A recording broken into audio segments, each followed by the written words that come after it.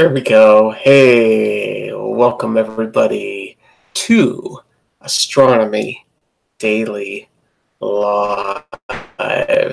So hope everybody's doing well out there in the universe and the world. Things are good here. Is it just a nice lazy day? Sort of lazy, at least. I was up late last night watching the SpaceX launch. Happened at 7:49 UTC, so I'm 7 hours behind UTC, so that was 12:49 AM my time. So, but it was an epic launch, an epic first stage landing. They actually had video, which is relatively rare. They had video of the actual landing on the platform. Yeah, that was epic. It was very choppy seas. You could sort of see it there swaying around a little bit and all that. And they didn't get it right in the center, right?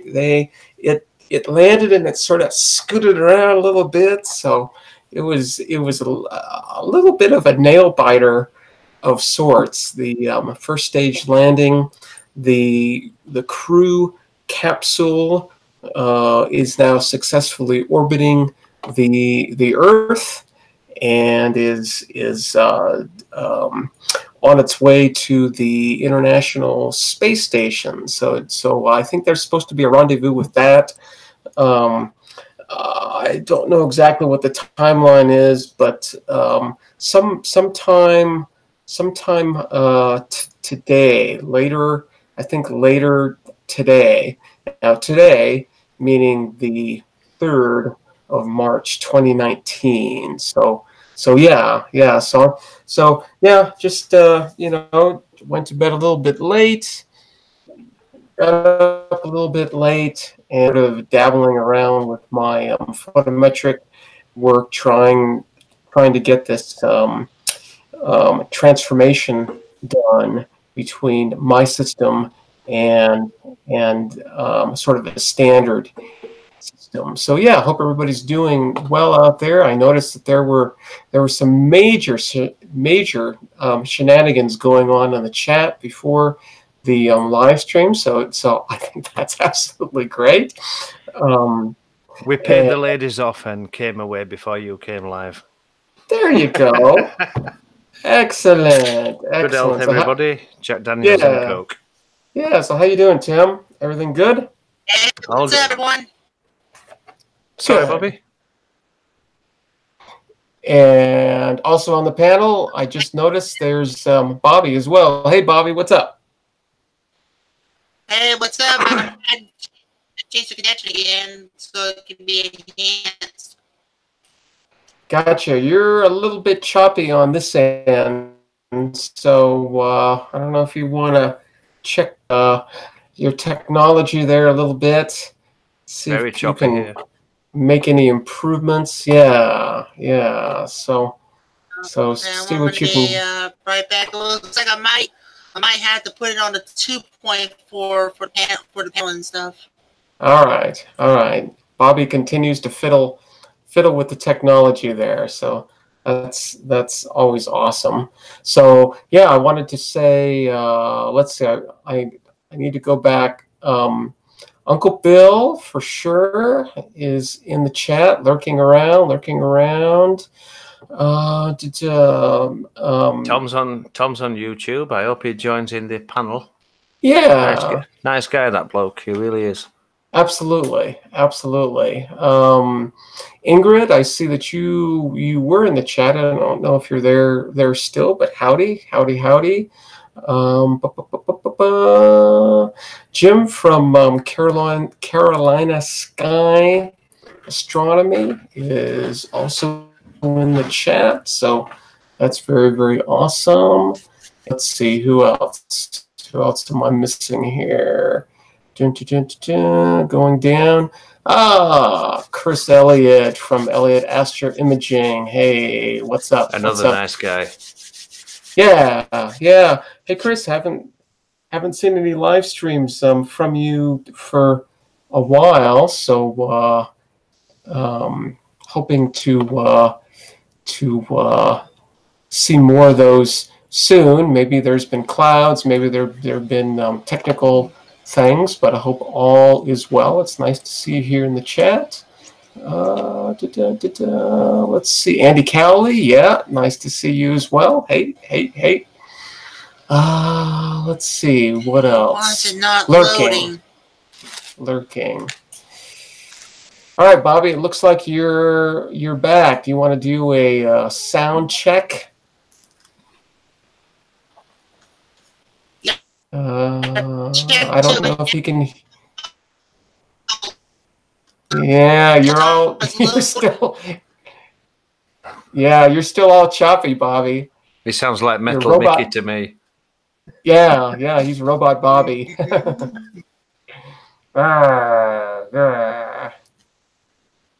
Oh, that's right. Chris is right in the middle. Ooh, yeah, not good, Bobby, not good. Yeah, Chris is right in the middle of buying a house and making a move and all that, and that I know is extremely distracting. So it's a lot of hurry up and wait, and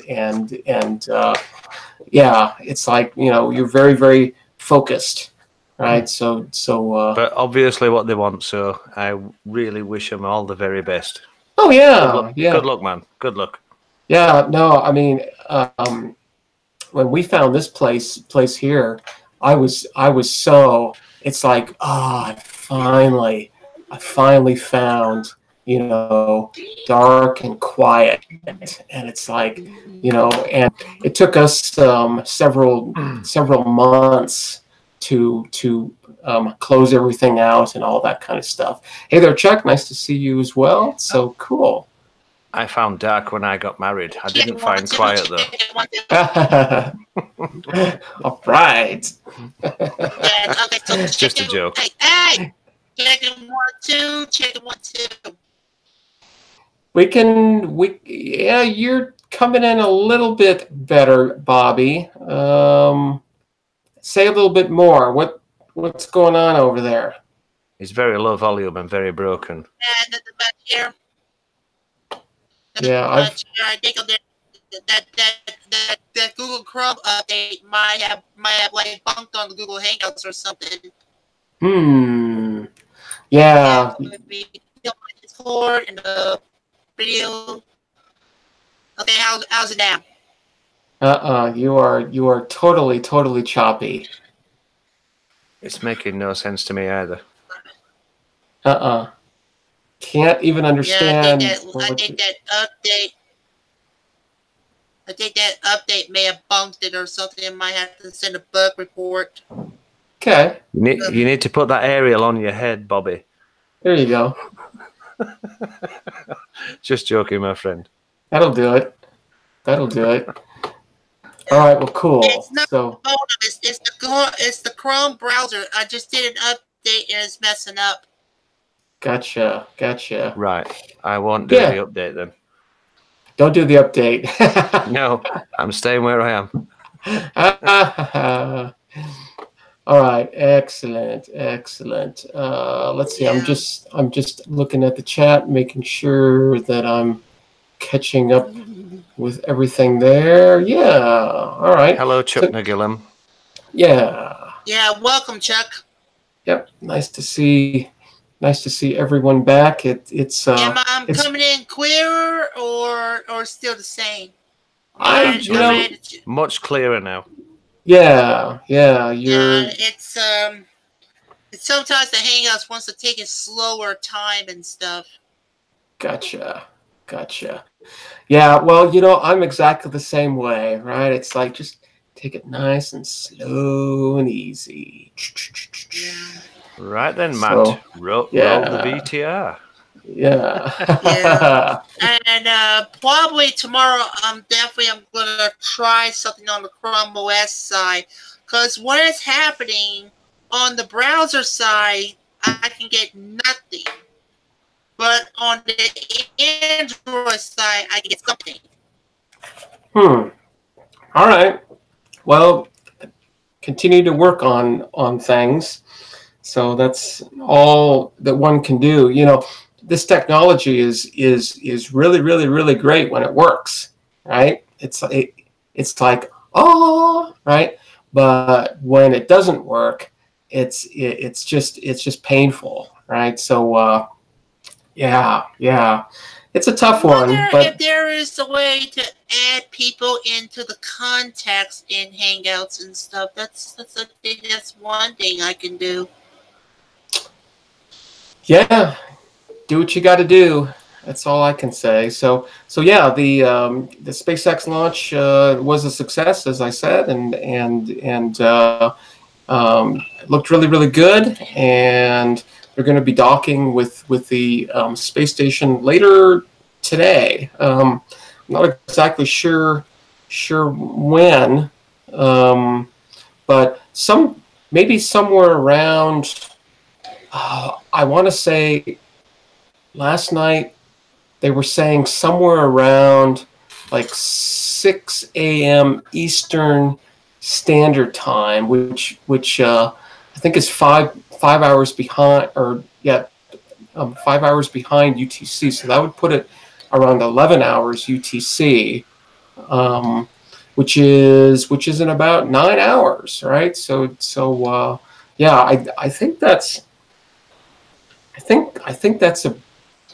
about the time. So and this is going to be the first time that SpaceX has ever actually docked to the space station, as opposed to being birthed, as they say. So being birthed, they sort of fly up to it close, and then they use the arm, to grab it, and lock it in, right? But this now, one, just out of my curiosity, before you continue, what if I add you into my contact list? Will it also be add you to the Hangouts and stuff like that, or what do you think? I don't know. I've never really experimented with that. So yeah, neither would I and stuff. So maybe after it, I can try to add Tim if you can give me his email.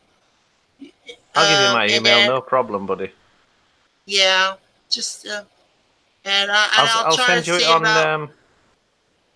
I'll send you it on the phone on WhatsApp. Okay. Cool. I'll send it now. Yeah. Excellent. All right. Well, cool. Let me check the chat one more time. Earth Radio is in the house. Hey there, Ron. Nice to see you. Welcome. Yeah. Hello, Ron. How you been? Hope everything's well over there in the so-called Midwest, which is just a ridiculous name, but that's how it goes. Any chance you could drag some of those into the panel, Matt? Especially ERRT Ronald. Well, they just have to send me an email and make a request, and then that switch will be turned on. So yeah, those kinds of things aren't up to me. So they have to actually ask. So, and when they do, that switch gets turned on, and you'll get an email every single day. So if you want to be on the panel, which I think would be absolutely great, you can send me an email, cosmiclettuce@gmail.com, and then each and every day I will send you an email with a link to the Google Hangouts here, and you can click onto that, and it magically propels you onto the panel here, down down below. So yeah, that's and then you know, you can feel free to pop in and pop out whenever you want, right? There's absolutely no expectations, you know, that you're going to be here every day or you know, even for the entire time. If you don't want to be seen and just want to be heard, that works too. Whatever, you know, because what we're doing here, right, is Deep Sky Dude in the chat. Deep Sky Dude. Hey, nice to see you. Excellent. Hey, Deep Sky Dude. There's a good channel. Very, very good. Very, very good. Yes. Yeah. He does some good stuff, editing and all of that. That just takes an enormous amount of work. So yeah, I definitely admire those who do those kinds of things. Doing these kinds of things live take you know, absolutely no effort on my part whatsoever. So it's just super easy. I know where you're coming from. I've just got a drone video to edit and some headcam footage to edit, and I've had it on my hard drive for 2 days, and I still haven't done it. Yep. Catching up with my subscribers. Yeah. Actually, I actually did record the other day a video that I do want to put out, but I need to put some commentary over it. It's just the process of creating the calibration data for my photometric stuff. And it's you know, it's sort of a tedious process, but it's relatively easy, and those are the kinds of things that most people don't see the astronomers doing. And calibration is like extremely important, right? Because if you don't remove all your systematic stuff, then you're woohoo. That was about I think that was about a 6 or a 7 there or so. Not too bad. But I think it was a JD and Coke Booper blaster.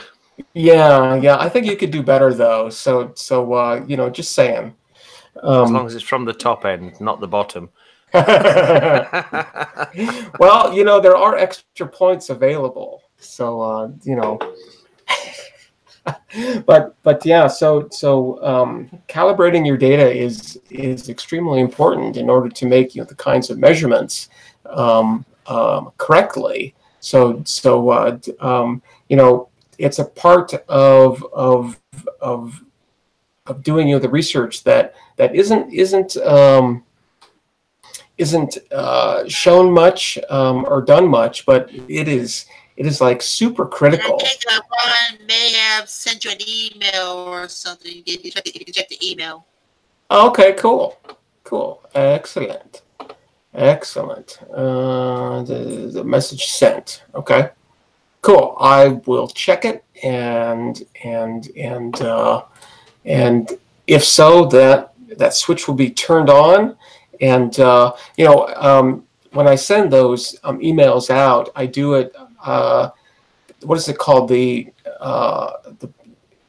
blind CC, you know, the BCC. So nobody else sees your contact info. So you know, that's just sort of a privacy thing. I mean, I know, you know, that we're all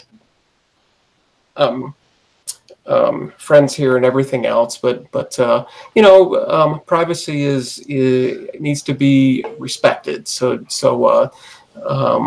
yeah, when I send those out, nobody actually sees yours. They just see mine, right? And I am advertising mine. So I don't know if that's a good idea or not, but I am. so all right. Well, it is the beginning of the month. In fact, it's the 3rd day of the month, and we have not looked yet at the calendar of events for this month. So what I always like to do towards the beginning of each month is go over to cloudynights.com and take a look and see. They usually have a fairly comprehensive but not too extremely overwhelming list of events. Now, you know, as we're learning, and you know, this is something that you know, I mean, I've sort of realized for a long time, right? But you know, the more we look out, the more stuff that we see, the more activity, the more incredibly active universe we actually have. So, you know, when I'm talking about events, I'm talking about just sort of, you know, the common events that most of us are going to be able to see. But you know, there are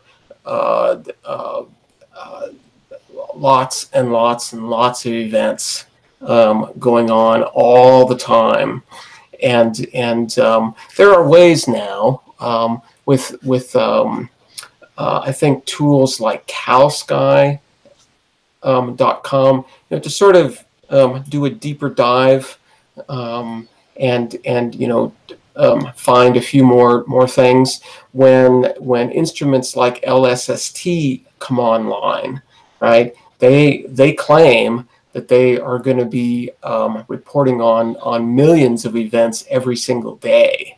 So you know, that's just insanity, right? I mean, it's going to keep the astronomers really busy, but yeah, you know, that goes far beyond what this live stream is going to be able to cover. So I like to go over to cloudynights.com. As I said, there's a fellow over there, Dave Mitski, who compiles a great list of, you know, just sort of the common events that are going to take place over the next month, and so I like to go over there. So let's do that. I'm going to share my screen. Actually, before I do that, let me make sure that I've got it up, because sometimes I do and sometimes I don't. Ah, there it is. Okay, I'm going to get rid of that screen. And I'm gonna, that's okay. All right, here we go. All right, so grab your favorite consumable of choice, take a big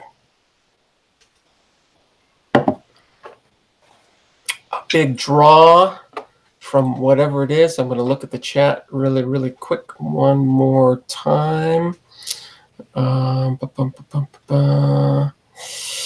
Yeah, Chris, if you want to be on the panel, just do exactly what Ron just did, and send me an email, cosmiclettuce@gmail.com, and just say, you know, that you want to be on the panel. And from that point on, until you tell me to stop, right, I'm going to send you an email every single day that has a link. And then feel free to come on whenever you want. Right? It's an open invitation. You don't have to come in every day. You know, the only one that's expected to be here every single day is this dude, right here, right there, right? So you know, you can choose, right? And that's what I like, is choice, maximizing choice. So all right. All right, so now I'm going to share my screen, because we're going to go over to cloudynights.com. And if you don't know about cloudynights.com, I greatly encourage you to go over there. It is, you know, for the amateur, right? But we've got some really great, nice people over there, knowledgeable, experienced, and I think you didn't give Ron the link. Oh, I haven't yet, because I'm I'm busy busy here, but I will definitely starting tomorrow. Ron will get the link for sure.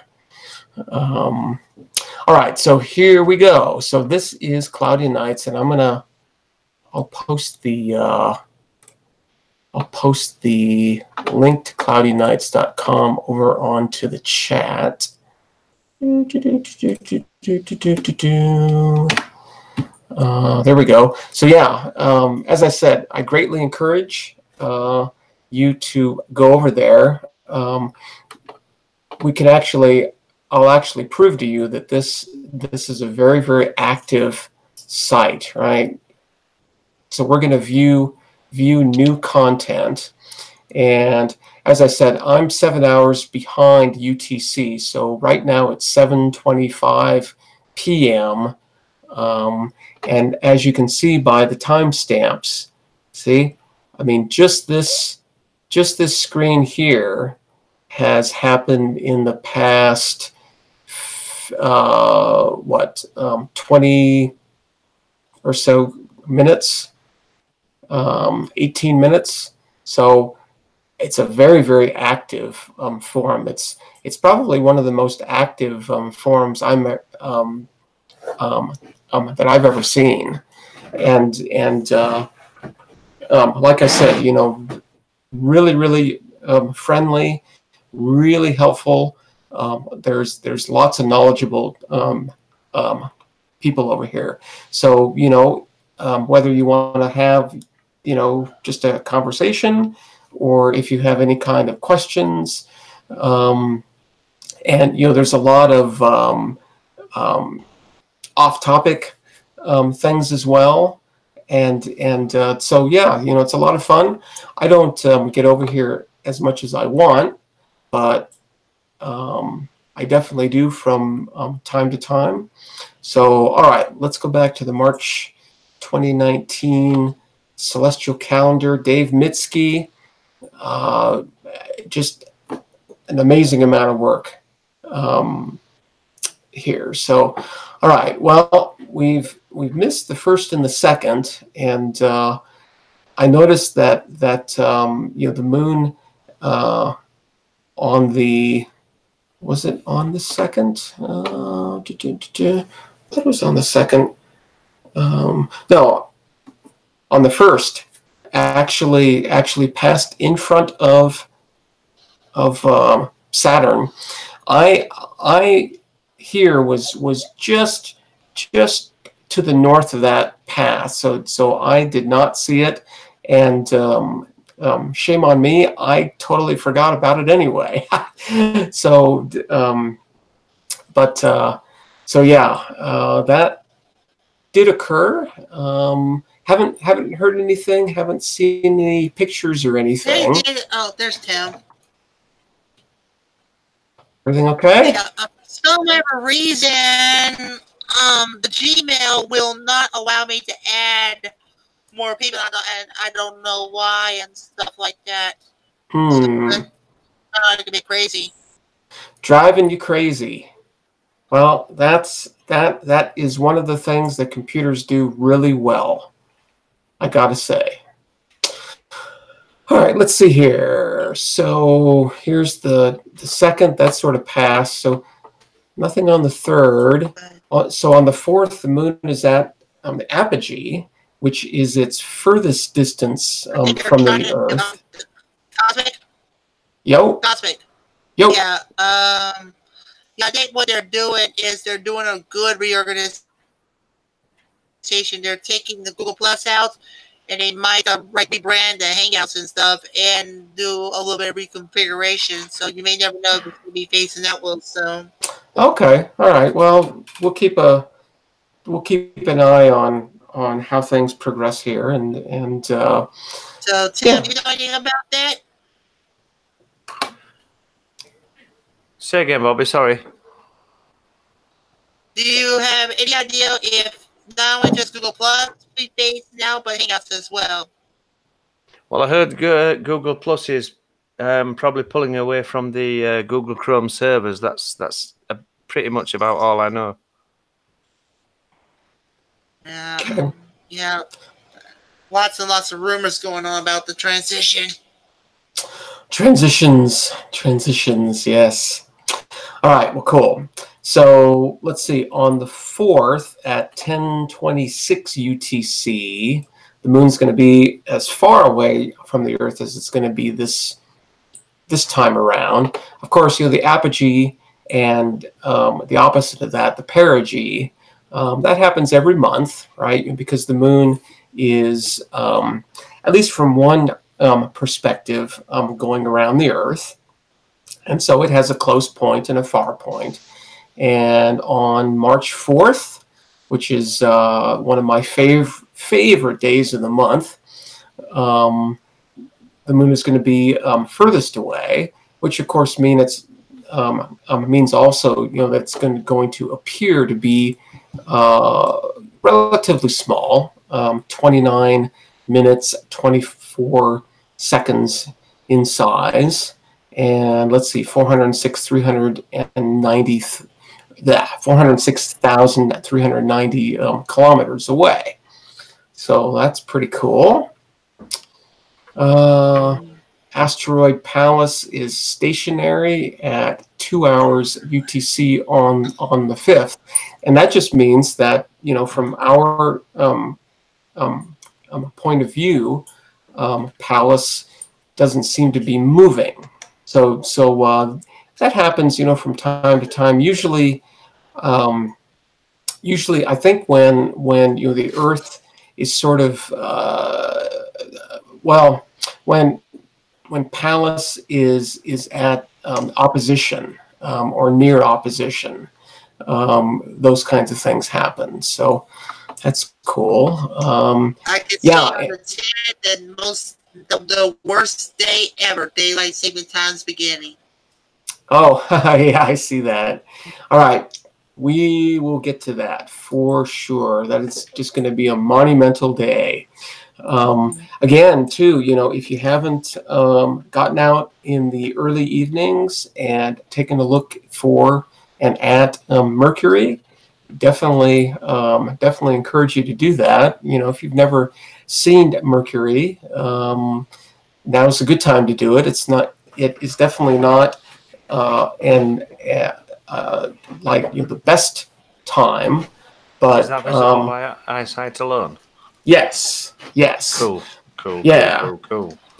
But you have to, probably, I would say, start looking for it maybe 15 or 20 minutes after sunset, and look. It's pretty much due west. Really, really low, right? Really, really low. But it's relatively bright, right? I mean, it's about it's not quite as bright as the star Sirius, which is that bright star to our south right now at sunset. So when you're able to see Sirius, you should be able to see Mercury. Right, but yeah. Am I correct that Sirius is lower left of Orion's belt? Correct. That is correct. I know where to look now. Yeah. Thank you. I think at sunset, Sirius is pretty much due south right now, and Mercury. This numbskull here.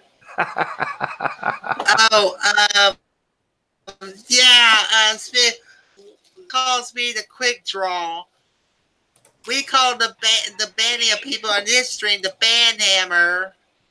But how about you like to draw? I like to be the flag thrower of these trusts right here. What do you think about that? Yeah. Just throw flag. You betcha. This is the same flag that should have been thrown at the NFC Championship game. It's like those NFL penalty markers. Cool. All right, so yeah, definitely take a look at Mercury. You've got another I don't know, week or so and then it's gonna well, I mean, at the moment, you know, it's starting to dive towards the sun again. So you've got another week or week and a half, you know, to see it or so. All right, so let's see. New moon is on the 6th.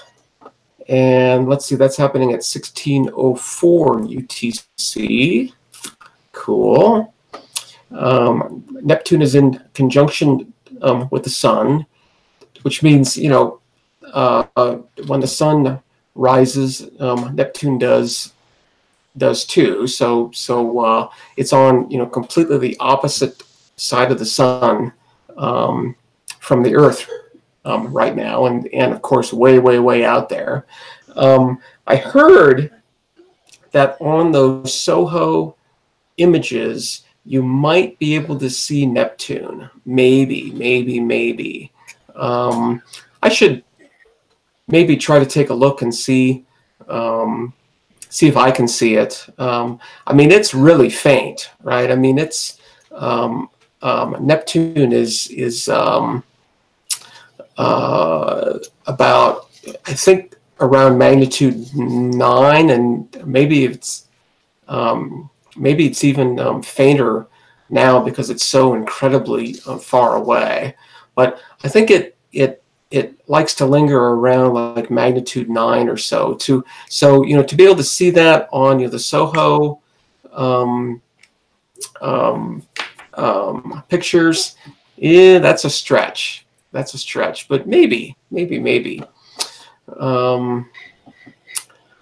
Let's see.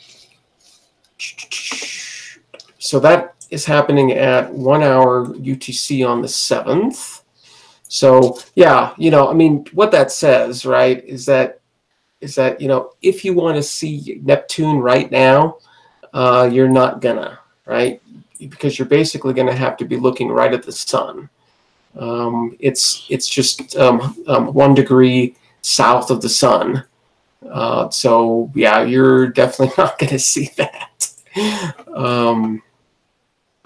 Let's see. It looks like Vesta is also in conjunction with the sun. So I don't know. Vesta, I think Vesta's pretty faint too. So I don't think that you can see Vesta in the SOHO images, but yeah, you might give that a try too, as well. So let's see. All right. So on the 10th, daylight saving time begins, and I don't know if that's a United States thing or if that's a worldwide thing. But apparently that's when at least most of us here in the United States, let's see, turn our clocks forward one hour. Now I don't have to do that here. So the state of Arizona, I don't know exactly when you decided to jump off of that train and just stay on Mountain Standard Time all the time. And so, you know, I mean, that doesn't mean, you know, that I don't have to worry about it much, you know, because I have to worry that, you know, mostly everybody else has changed. But so yeah, you know, and like I said, you know, my opinion in terms of daylight savings time is that it doesn't really matter as long as everybody knows and everybody agrees, right? And if you want to change it, then do it. You know, there are ways to do that. But yeah, you know, I don't know if it's a useful thing anymore. Like I said, you know, it's sort of an arbitrary thing. You know, it is one more thing, you know, that you have to worry about, right? So you know, that seems like you know, sort of a thing, that maybe, we don't really need anymore. I don't know. But I think Bobby implied that he definitely does not like it. Is that true, Bobby? To be honest with you, I know I wouldn't mind daylight savings time, but I think if I recall correctly, I think like Jill's like hated that day as well. Yeah. Well, I think it's just a matter, I mean, it is a pain, that you have to remember to do it, right? And that it happens, twice a year, and it's like, I gotta do this, So yeah, but yeah, I don't know how the shortwave program this week is going to favor in that, as when 2 o'clock comes, it's definitely going to be changing.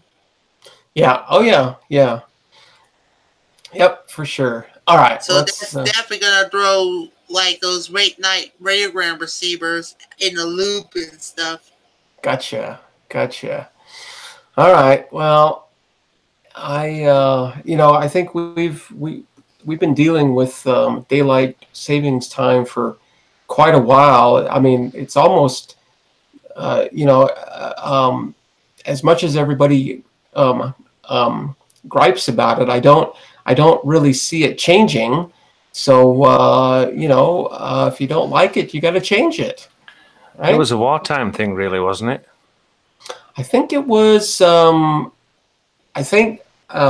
At least my understanding was that it was related to farming.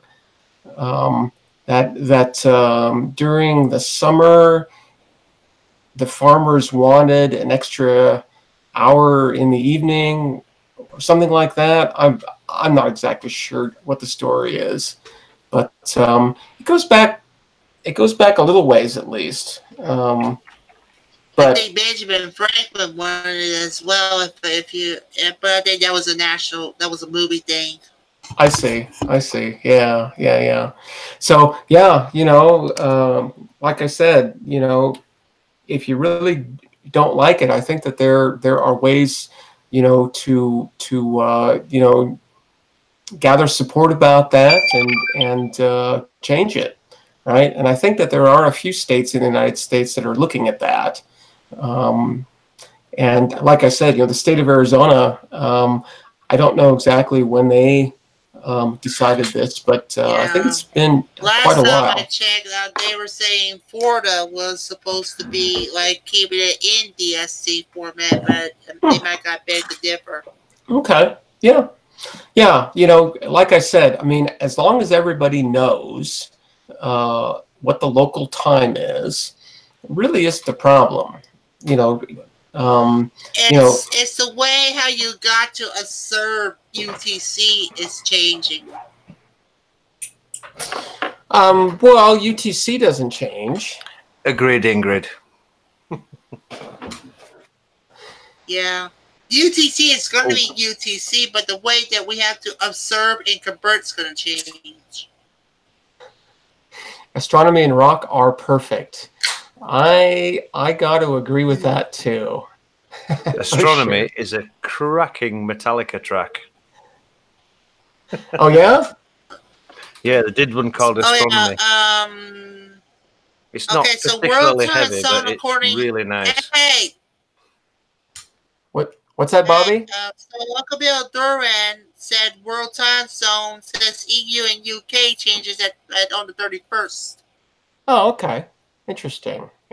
So yeah, well that makes it even a little bit more confusing, huh? Which is going in the wrong direction, right? I'm for, I mean, I am for easy, right? Simple. And that seems to be a little bit more complicated. Anyway, let's move on here. Moon is 5.5 degrees south-southeast of Mars. Sun enters Pisces at 11 hours UTC on the 12th. Cool. Let's see. Jupiter is at Western Quadrature on the 14th, on Pi Day. Yay! So, yeah, I mean, what that means, and in fact, we can... Pi Day? Pi Day. Is that when we eat all the pies? Well, it is March 14th, which is 314, which are the first 3 decimals of the value of pi. You know, the mathematical term pi. So 22/7. Yeah. Later, Jim. So see you later, Jim. Thanks for coming in. So Take care, Jim. All the best. So yeah, that is actually one of my favorite days of the whole year because you know, it's Pi Day, right? And on Pi Day, it's a nice, you know, tradition to actually, you know, get yourself a pie of any kind, right? And you know, have a couple of pieces of pie on Pi Day. I think it's great. Yeah. Yeah, it's a great. I'll have a few pies. Never mind a few pieces of pie. Yeah. Well, you know, I don't think. I mean, for me, I cannot have one piece of pie. I just don't know what that's like. So, I mean, I've got to have at least 2, or maybe 3, or maybe half a pie. Right? Hang on a moment. We're talking the difference between UK pie and US pie. What do you call pie? Is it a pudding? Is it a savoury? I think that can be anything that you want it to be, right? So I mean, it can definitely be a pudding. It can be a meat pie. It can be a fruit pie. It doesn't really matter, right? Because pie is pie. Yeah. So about the DST thing, Kakabia threw and said in these 4 different dates for the time change within the Far East.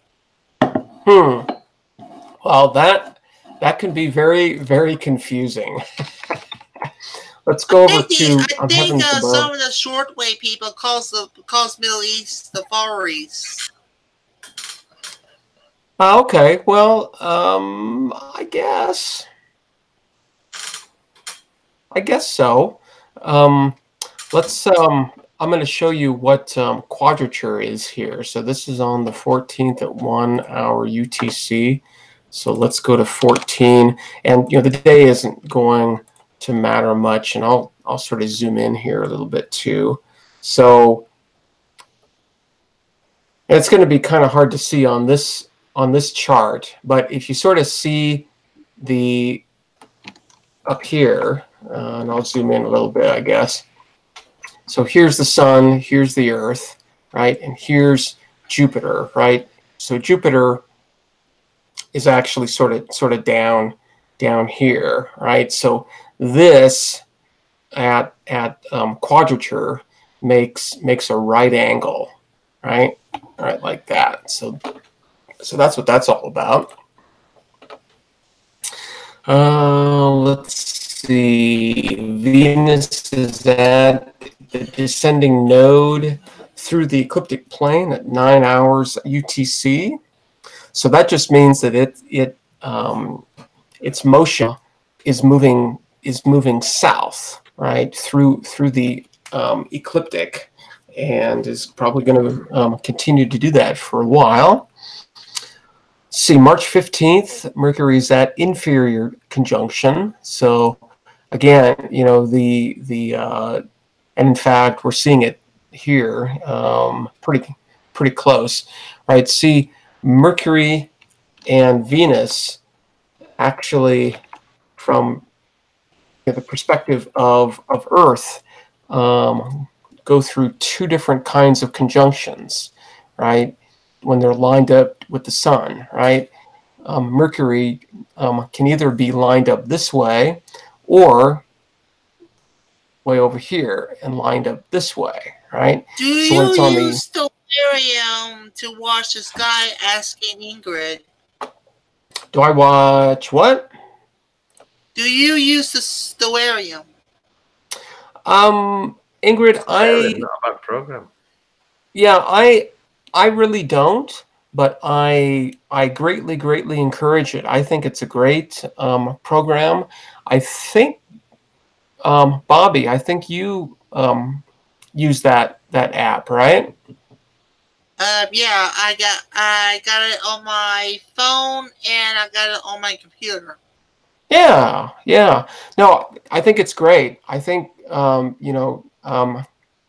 Stellarium is nice, because it's free, and the quality is very good. So yeah, but yeah, I don't really use any of those all that much. When I need to, though, I definitely will, for sure. If I wanna know, when a certain star is up or object is up, I'll definitely go to Stellarium and find those kinds of things out. Anyway, so yeah, Mercury's going through its inferior conjunction, right? Which means it's between the Earth and the Sun. And when's that happening? That's happening. So on March 15th at 2 hours UTC. So yay! So right at the beginning of this live stream on the 15th, we'll have to. I'll have to try to remember to make a note to acknowledge that Mercury is going through inferior conjunction. And as you can see, I mean, it's actually pretty close to the Sun, right? Actually, this is distance to the Earth. So yeah. Anyway, relatively close to the Earth as well, which is why it's relatively bright. Hey, pussycat. Right. Is there a kitty somewhere? Oh yeah. Yeah. Cool. Yeah. And I got my dog. I got my dog sleeping on my bed and stuff. Cool. Yeah, I've got one that just actually jumped onto my lap here, so she's slowly settling in here. She's become the live stream kitty here. So, all right, let's see what else is going on here. Dog, like he is actually dead. He has like his legs way up in the air and stuff like Please that. do continue, Matt. Yeah. All right, here we go. So, let's see. The moon is going through the Beehive cluster on the 17th. So this is kind of a cool thing, and this is sort of I think we're moving into a season of these events, these Galilean satellite shadow transits, right? Where not only are the moons of Jupiter going to be passing in front of the planet, but the shadows of those moons are going to as well. And there's a great tool that I've used for years and years and years, and I will post this over on the chat so you all can grab it as well.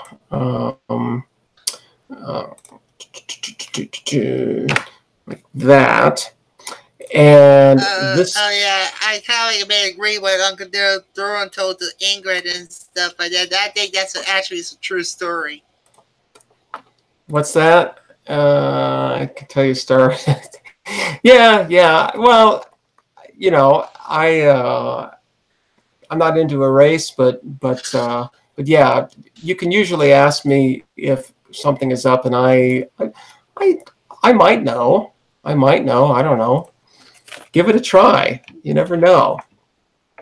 Anyway, this is a great site because what it does is what I like best, and that is it makes pictures. So let's go over to this thing here. So this is on March 18th at 5:33 UTC. So what this does, this will actually make, oh man, 3:18. My brain is not working today. 18. Whoop. So let's fill this in here. 18 at 5:33 UTC. So 0533 UTC. So let's make a 1,000 arcsecond field of view. Just look at Jupiter, and we'll do it from the point of view of Earth's center. Now, if you want to actually make very, very exact observations and stuff, you'll have to enter, your latitude and longitude and altitude. But for demonstration purposes here, we can just do that.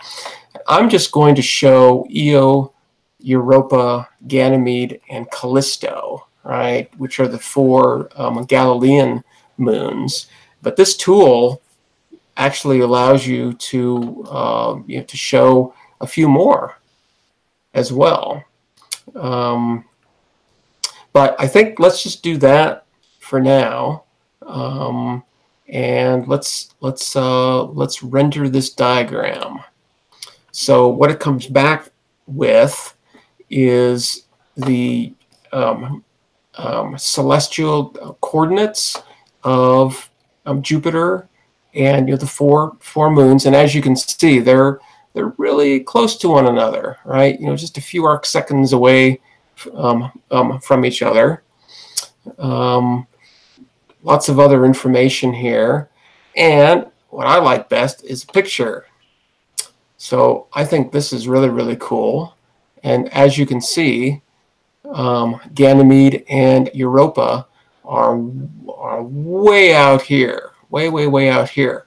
And what's happening is that the sun is actually way over here to the left, and is casting a shadow that is going to, these 2 moons are actually going to cast a shadow onto the planet itself, right? Now that's not shown, but that's... Do you think you'll be able to do a live stream when a meteor shadow happens? When a meteor shower? Yeah, when it happens again. We can think about that. There are some live stream channels that are probably better equipped to do those kinds of things. Yeah, that's something I can think about, but it's kind of unlikely that I'll do anything with that. But yeah, there are at least 1 or 2 live stream YouTubes that I think either can or will do those kinds of things. Anyway, if you're into observing Jupiter and its 4 moons, this is a great tool to allow you to do that. You can actually see exactly what the configuration of the moons is going to be, and if you sort of step through time here, you can actually find some interesting events going on. For instance, right now is an excellent time to actually watch these moons move into the shadow. I guess it'd be out of the shadow of Jupiter, which is sometimes pretty cool to actually see. So anyway, greatly encourage you to take a look at this tool. It's I've used this for years and years and years, and it's not only a Jupiter thing, but as I recall, it's also a Saturn thing. Let's see if we can dive into this a little bit. They've changed their site around a little bit, so I'm let's see what else we've got here. Planet viewers. Oh, okay, wow. So we can now do any of those for any of those planets. Moon trackers, very cool. Kind of crazy we're not going to be able to do Mercury and Venus. Yeah, you know, I'm wondering why. Not exactly sure why that wouldn't. I mean, I guess yeah, you know, the only explanation I have for that is that these planet viewers are usually used for planets that also have moons, right? So all these guys have moons, right? Mercury and Venus don't. So obviously they're just not as interesting, right? These are pretty cool too. These moon tracker things. If you've never seen these, let's take a look at the one for let's just do it for March here. 0301 000000 2019 0401 000, and let's go I don't know, every hour, I don't know. Jupiter radii, let's go maybe 30. Moon selection, yeah, let's go Io, Europa, Ganymede, and Callisto. So just the 4 Galilean moons. Let's not worry about the ring, and let's do that. So there we go. So this is kind of a cool way to see in sort of a different way the positions of the 4 Galilean moons of Jupiter as a function of time. See, so here's the date, right? Going from March 1st to 1st of April. And then here are the paths of, and you kind of have to bust into this a little bit. You know, the closest one here is Io, right? And then the next one out is Europa. The next one out is Ganymede. That's this one. And then the furthest one out is Callisto, right? So it swings way out there. So for any particular day, right, you can come in here, and now we can actually do this with a little bit higher resolution, right? We can actually look and see that it's the 3rd of March. So let's dive in here a little bit more and let's go from the 3rd to the 4th. Whoop, gotta go this way. 03, 04, and let's go one every minute, and we'll see what these moons are doing over the next 24 hours here. So as you can see, let's see, so we're at March 3rd, and we're at about 3 hours UTC, so 0, 1, 2, 3. So right now, let's see, we've got, it looks like, it's kind of hard to tell. Io's the closest one in. Here's Europa. Here's Ganymede. And here's Callisto, I think. Kind of hard to tell, right? So yeah, I mean, if you were to go out right now and look, you would see Europa, and then Ganymede, and then Io, and then Callisto on the other side.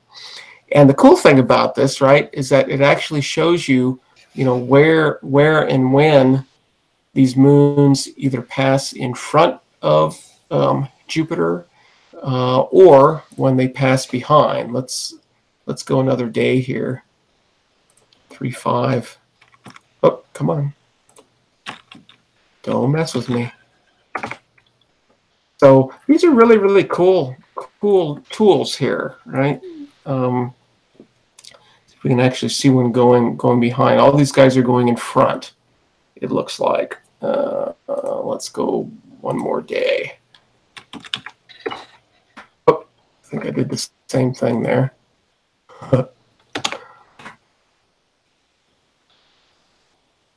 Is it showing? Oh, you know what? I guess it isn't showing it going behind. I thought it did. Dang it. I thought it showed it going behind, but I guess I'm looking at it now and I'm not seeing that, right? EO should go in front of and then behind, in front of, behind, and it's not. So, okay, well, scrub that idea. Anyway, so it looks like Callisto's going this way out. Cool. So yeah, and you can do this for Saturn's moons, Uranus's moons, Neptune's moons, and Mars's moons. So that's pretty cool. Uranus's moons are relatively interesting because you know, Uranus, its axial tilt is almost 90 degrees. So the motions of the moons are quite different. Instead of being in a relatively flat plane, they well, here, I'll just show you. How could you easily blame the axis of Uranus as a result of some form of creation of the solar system? I don't know. Uranus is a mystery. It definitely is. They, you know, to most astronomers, you know, they're the explanation has to be some kind of a collision, right? But I don't know. I don't know. It's that is definitely a mystery, for sure. So let's see. Let's look at a few of these at least. Let's look at Ariel and Umbriel, Titanian, Oberon, Miranda, Cordelia, Ophelia, Bianca. Let's do those. And let's see what that looks like. Oh yeah, yeah. So that's that's over the course of a month, right? So that's going to be quite a busy plot there. But yeah, pretty amazing. Pretty amazing. So yeah, great tool. You know, if you're into observing, you know, the moons of planets, this is an excellent tool. Let's see. Yeah, and of course, if you just want like an ephemeris, which is just, you know, showing you the positions of these targets, you can do that too.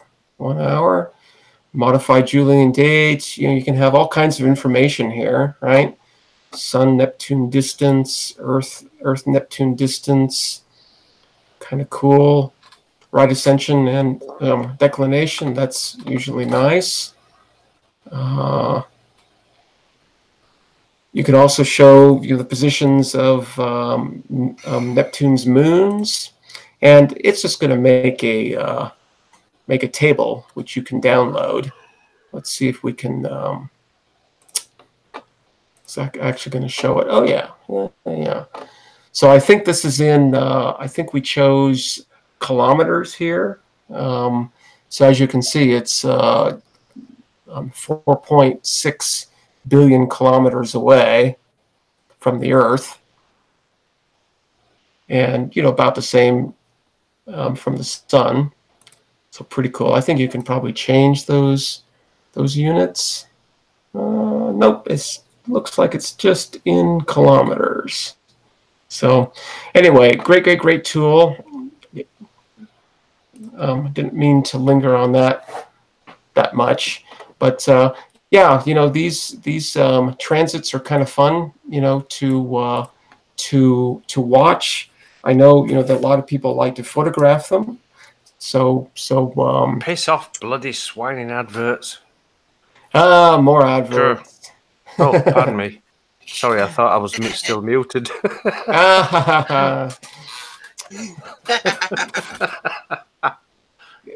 Well, you know, they've got to send me, you know, my you know, big checks every month or whatever they do. So you know, somebody's got to pay me, right?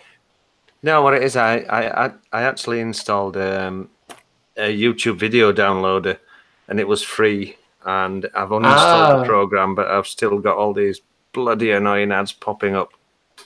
Well, you probably know very well that nothing is free. Nothing. True. Very foolish of me, I agree. Looks like a clean install going on here. Nobody does everything for free. No such thing. No such thing. All right, well, cool. Let's keep moving along here, because one of my favorite days of the whole year, right, is coming up this month. But before that, I noticed that the moon is at perigee, which is its closest approach to the Earth this time around, on the 19th at 1948 UTC, a mere 359,377 kilometers away. Cool. And so this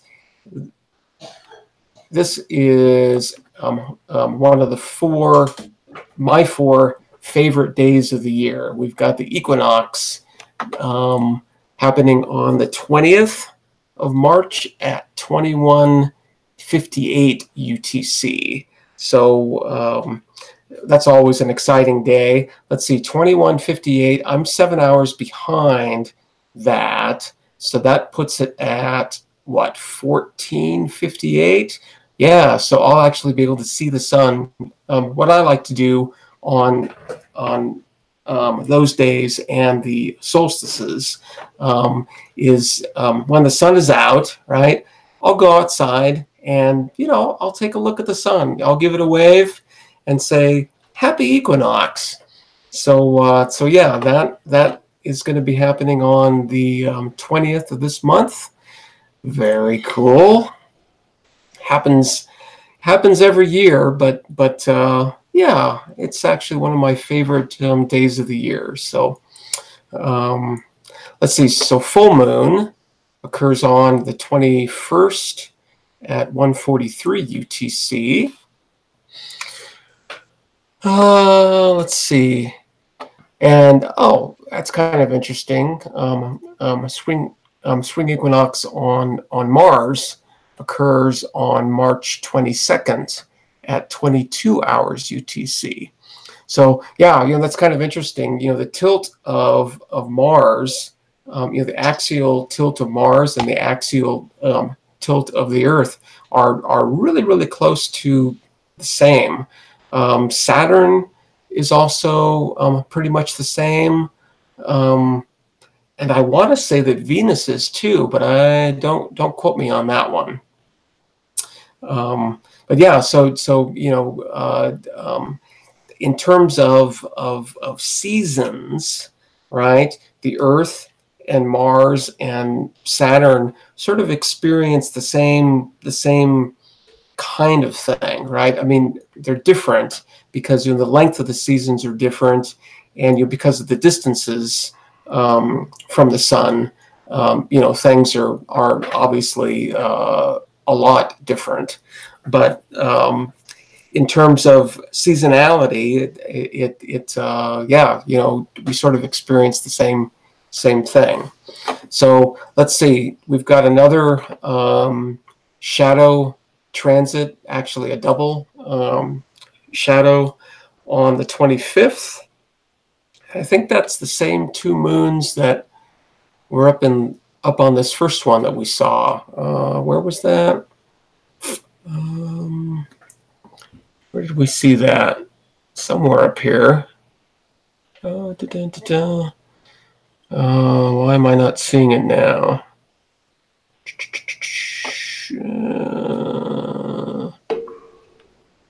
Oh, on the 18th, yeah. Europa and Ganymede. So yeah. Same ones here. Probably the same kind of configuration, I would think too, right? They're going to be on the western side, or I'm sorry, the eastern side of Jupiter. Cool. Very, very cool. Mercury stationary in right ascension on the 27th. Okay. Which means it's probably really, really close, really close to greatest western elongation, although I'm not seeing that here yet. So let's see.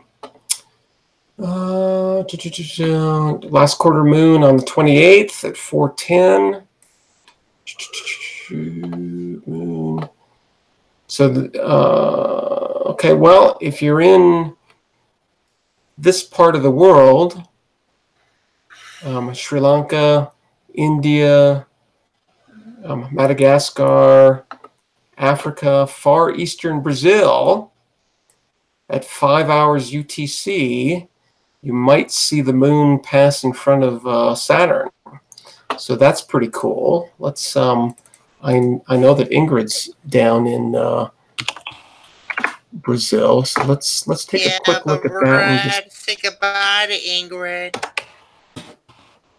That's all right. She can see this. She can see this later, and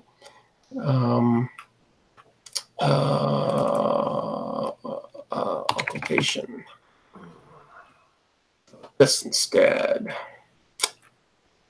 By Saturn, March 29th. Here we go. So, okay, well, yeah, you're going to catch it. I don't know if that's right at the end or right at the beginning, but so you're going to see a little bit of it there. But I think she's in, what's the city that she was in? Sao Paulo? And I think that's going to be further south. I think Sao Paulo's further south, so I don't think she's going to catch it. Yeah, she's probably not going to catch that either. Since we're here, Sao Paulo's close to Argentina. Yeah, I forget exactly. Too. Although I thought Sao Paulo was up here, but I don't know those kinds of things. Here's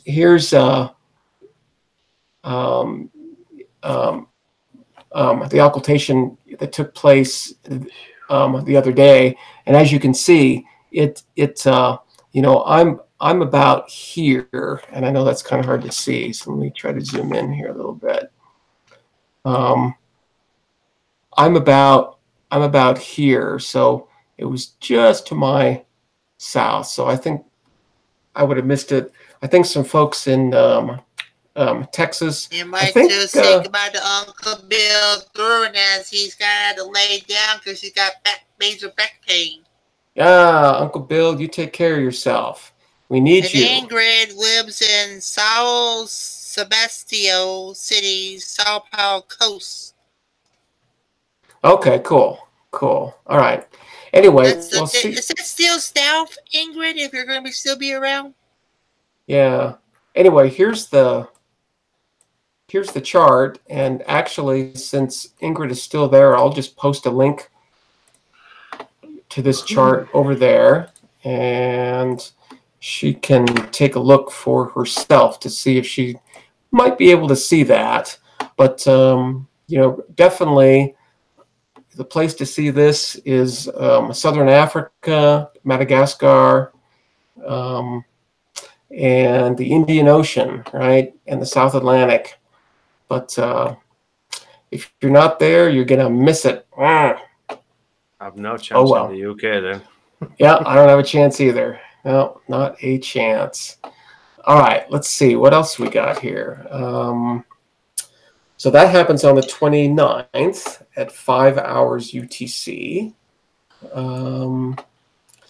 It also looks like, again, there's going to be an occultation of Pluto by the moon happening for some folks. Again, I don't know if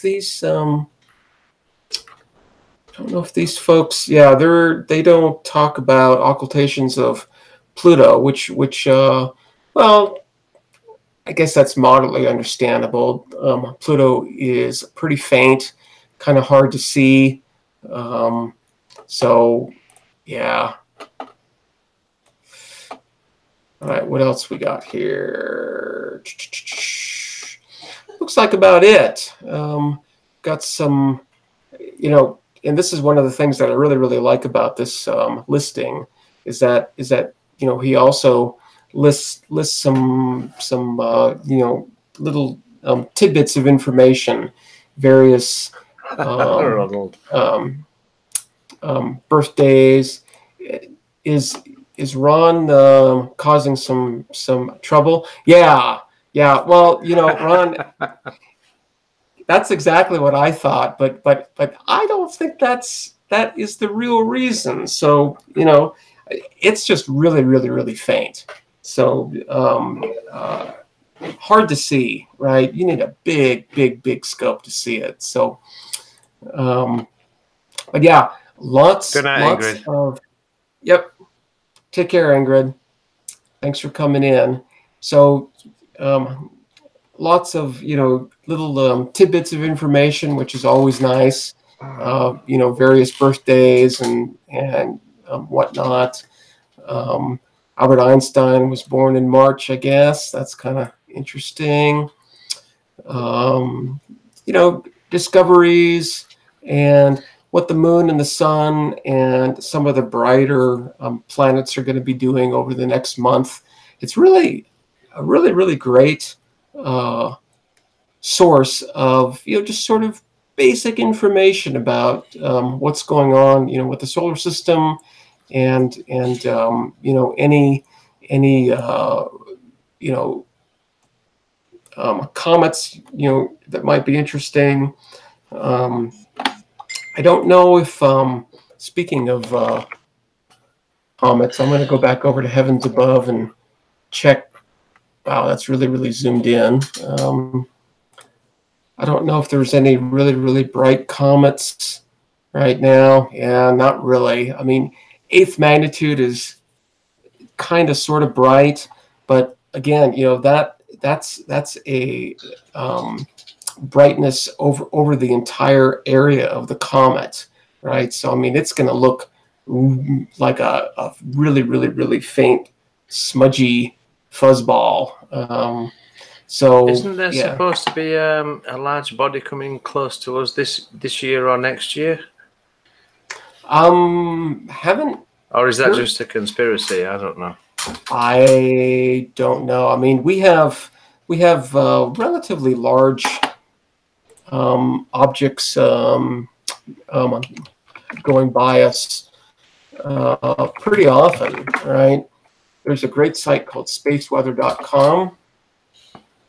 And maybe it's just a conspiracy thing I saw, but I heard there was a rather large rock coming between us and the moon, roughly at 50% between us both. Okay. I don't know how true that is. I have no idea.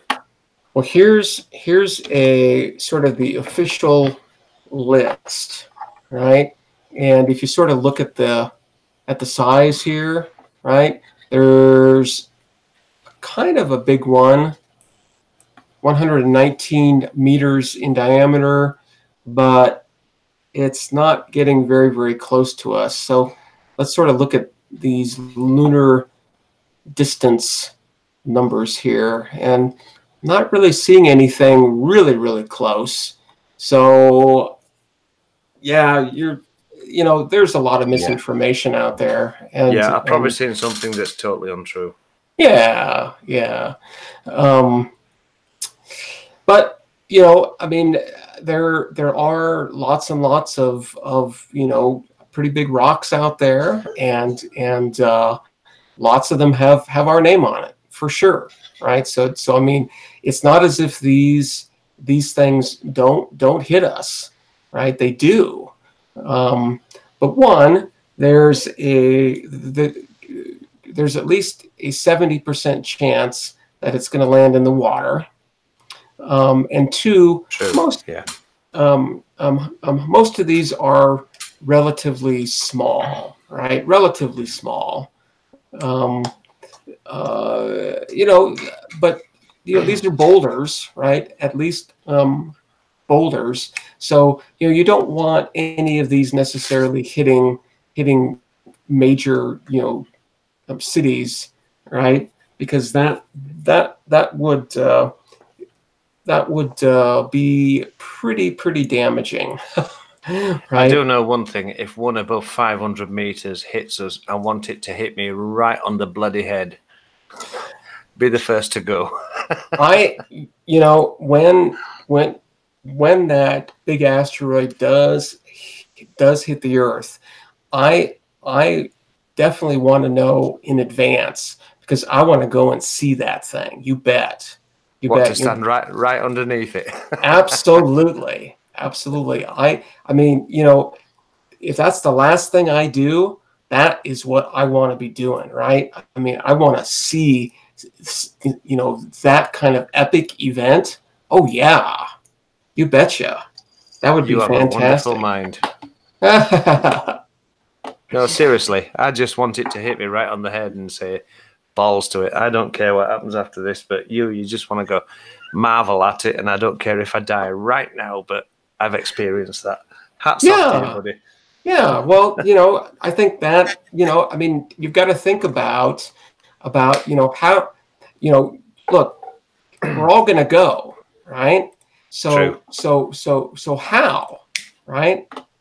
And so I like the idea, of going out, if you're going to go out, let's do it that way, right? Boom. So, all right, everybody. Speaking of going out, I'm going to get out of here. It is 3:27 UTC, and you're correct there. Yeah. So it looks like a pretty normal astronomical month. There doesn't seem to be anything extraordinarily exciting. But it's all fantastic stuff anyway. So, all right, everybody, I'm going to check the chat one more time really quick. Make sure, does anybody have anything else before I kill it for today? I need a wee-wee. All right, yeah, I definitely do too. Even though I still have a little bit left here, it is becoming a little bit of a crisis. So you could always top it up. Recycling. That's true. That's true.